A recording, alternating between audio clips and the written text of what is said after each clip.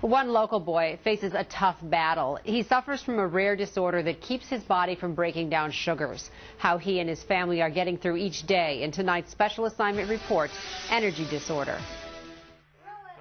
At nearly 2 years old, Anthony Quant looks and acts like any other toddler his age. But Anthony suffers from a rare genetic disorder called Glycogen Storage Disease. Glycogen is a form of stored sugars in our body.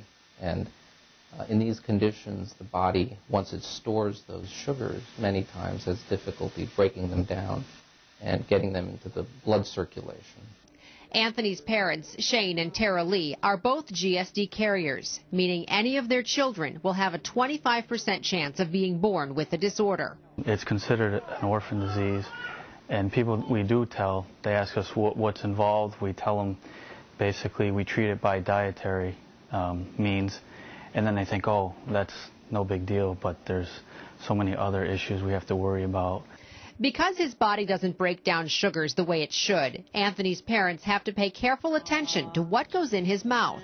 No table sugar, and nothing with high fructose corn syrup. He can't have, I mentioned to you, molasses, honey, brown sugar, lactose, whey. When he gets sick, we have to make sure there's no sugar in the antibiotic or the medicine that he's getting. Well, Anthony has to avoid a tremendous amount of sugars in his diet.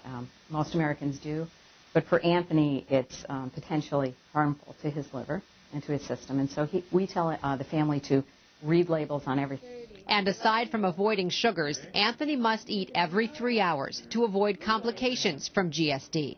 I tend to get up in the middle of the night to give him another bottle just to be on the safe side because he could go into a seizure if he's not getting what he needs. Anthony's family is working to raise awareness about GSD.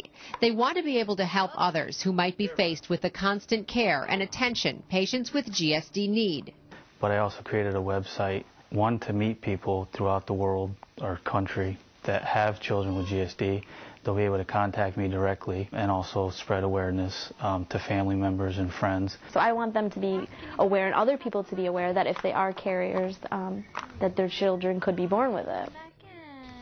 Now here's some good news. Research is being done to study and improve the function of the enzyme that causes GSD. If you'd like more information, you can log on to our website, fox23news.com. We have links there to the National Glycogen Storage Disease website and to the website Anthony's father has created to raise awareness as well.